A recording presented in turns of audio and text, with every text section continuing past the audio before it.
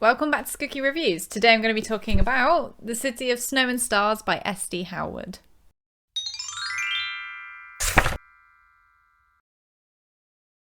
Boom. So this is another indie book, and the actual book produced looks really, really good. Nice on the page, easy on the eyes. Have looked at quite a few indie books recently that haven't been the same, so I thought it was worth mentioning that this book is produced well. So I should probably say that this book comes with a trigger warning for abusive scenes and rape. And if that triggers you, then yeah, this isn't the book for you. What I will say though is that it was kind of handled in a dignified way, in a sensitive sort of way, as much as possibly can.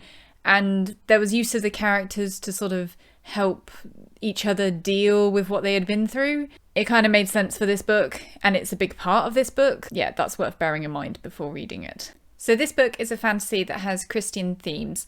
It starts off with a third person point of view of Trinia, who is in a sort of abusive situation with her father, and she's trying to escape from him. He's trying to rule the kingdom. He's got some, evil plans that are brewing, and they involve her and her gift, so she's trying to get away. Throughout the book, there are other third-person narratives. They're each sort of running from their own difficult pasts, and they kind of band together all to sort of stop Trinia's father. One of the things I liked quite a lot about this book is the way that the characters sort of bonded together. They're all sort of like hurt in their own different ways, and eventually they sort of all come together to help each other out.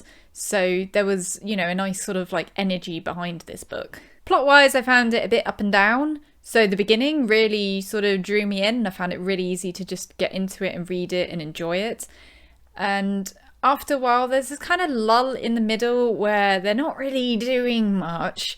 They're sort of eating breakfast and chatting, and I could just see ways where you could sort of, nip and tuck, move stuff around, show rather than tell, and sort of like rejumble it into something that is, would be more entertaining overall. But that lull does pass, and the book picks right back up.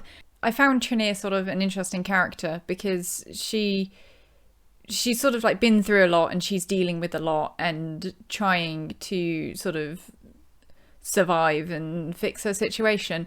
And I quite liked some of the other characters because they kind of like brought out different sides of her.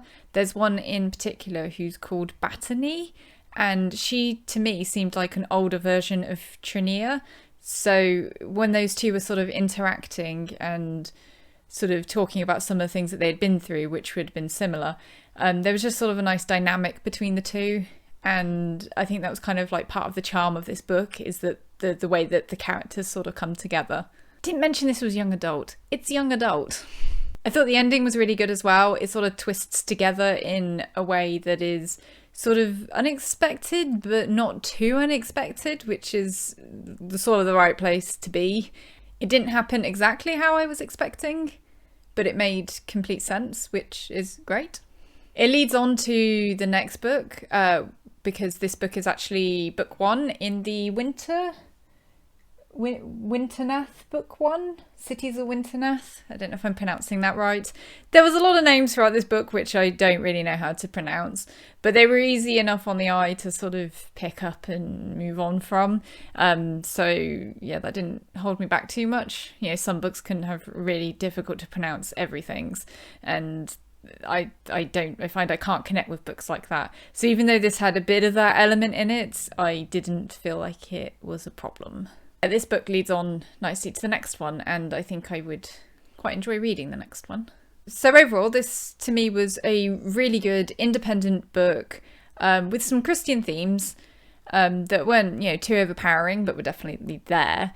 And yeah, no, I really enjoyed reading it and would recommend it onwards. And lastly, I have a giveaway for my own book, The Clearing, which is somewhere here.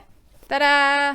I'm giving away a paperback copy, so if you're interested in that, I'll include a link and you can go enter, maybe win a paperback copy. Thanks for joining me, and yeah, goodbye.